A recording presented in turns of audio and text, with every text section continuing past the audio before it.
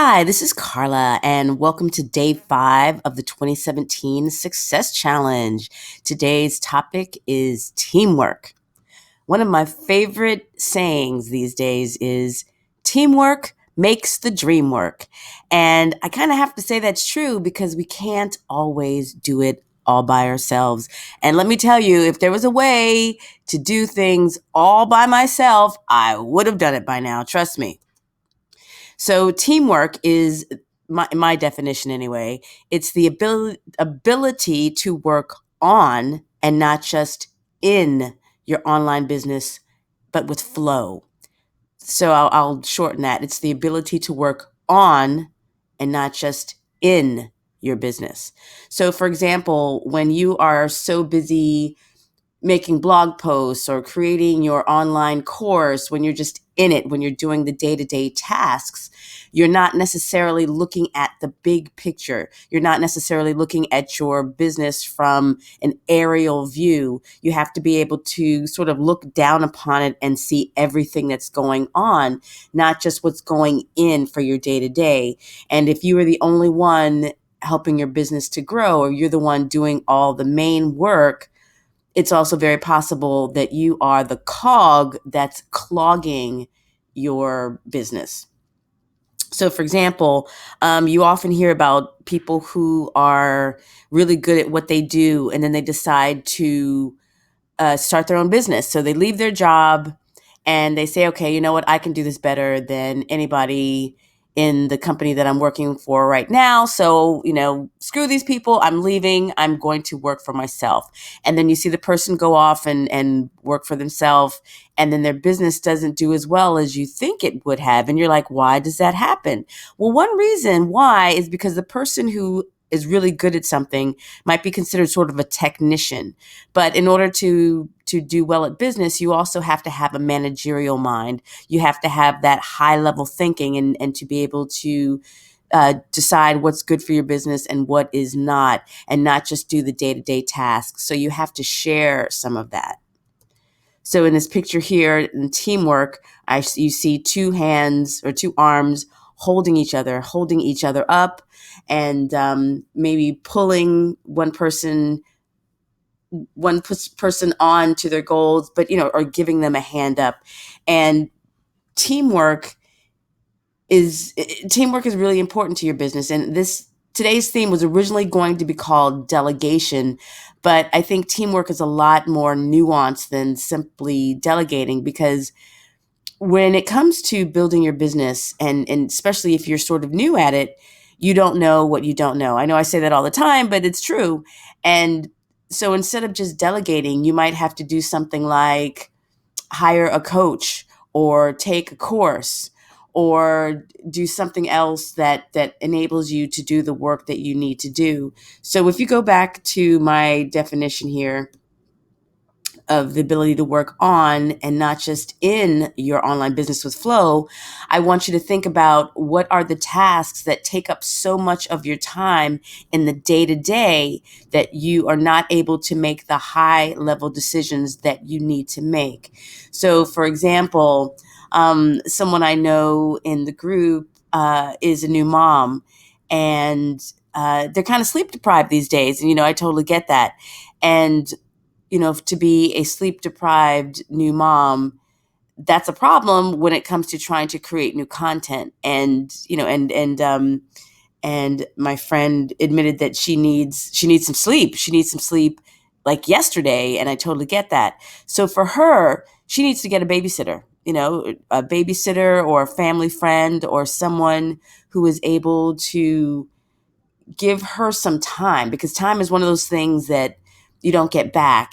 And if she had maybe an hour or 2 hours of a help from a babysitter or a family friend, then she could focus on her business. Or if she wanted to create live stream videos, she could do so without having to worry about kids coming into the live stream or sort of being a distraction, if that's what happens. Because like when you have kids, you have to attend to them, or you have to have someone to attend to them. For example, even this year when I was building my business, I ended up doing some babysitting for a music teacher. She had this music teacher had a baby, like less than 2 years old. And it was just a wonderful experience for me to be a babysitter of one so young. But I was really able to appreciate what this woman was doing for her teaching business. She taught piano lessons at home, and there's no way that she could really attend to her baby and teach lessons at the same time, even though her baby is young.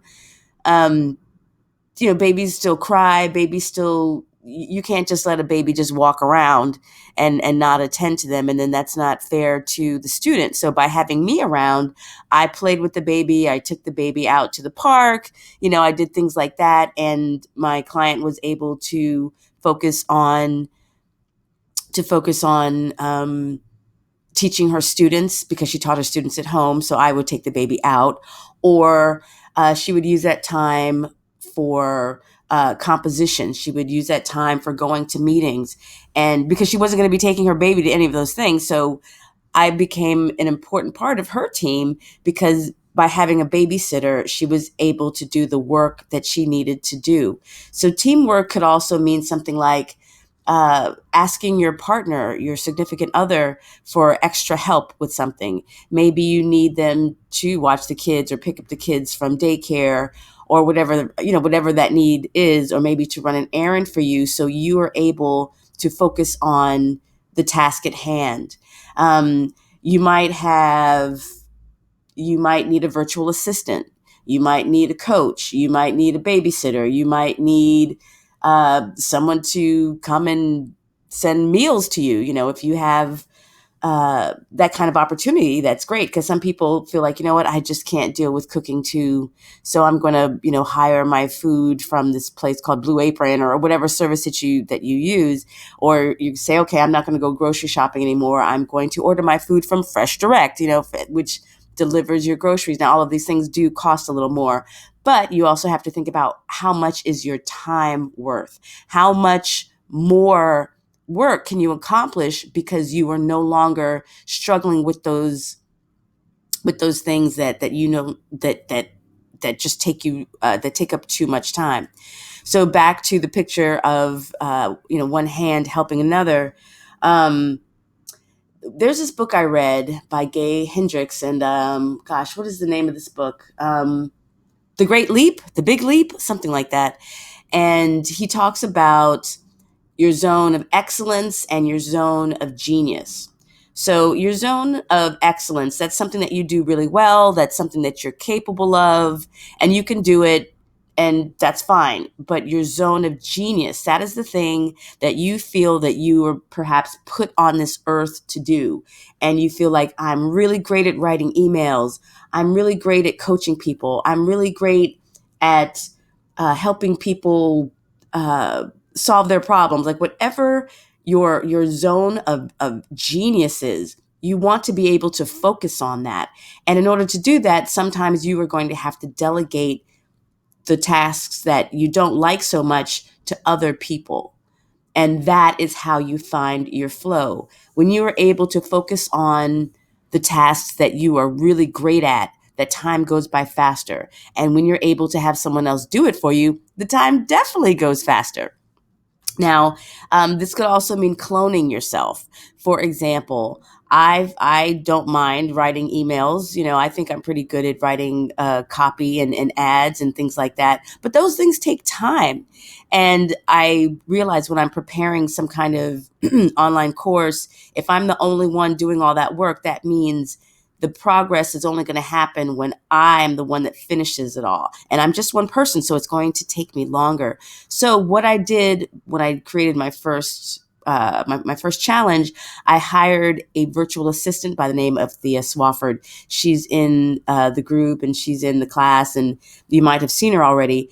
And the thing that she was able to do is create these different emails for me, so I didn't have to do it. So while I was working on creating the course content, she was able to create the emails for me, because the emails were just, it was just let's see, it was sort of a pattern. It was a sequence of say 5 to 7 emails, something like that. And I knew what I wanted it to say. So I gave her a basic outline, and then I went on to complete my course. And then while I was doing that, she created the emails. So then all I had to do, I just checked out her emails to make sure that she had what I wanted. And, and then I didn't have to write them. She was great. She did it all, and I didn't have to make any changes. And that just saved me so much time. So I was able to get time and flow by getting help. So today's task is we're going to go a little corporate. Now, when I used to work in finance, they would have this thing called a SWOT analysis, SWOT, not SWAT like the police force.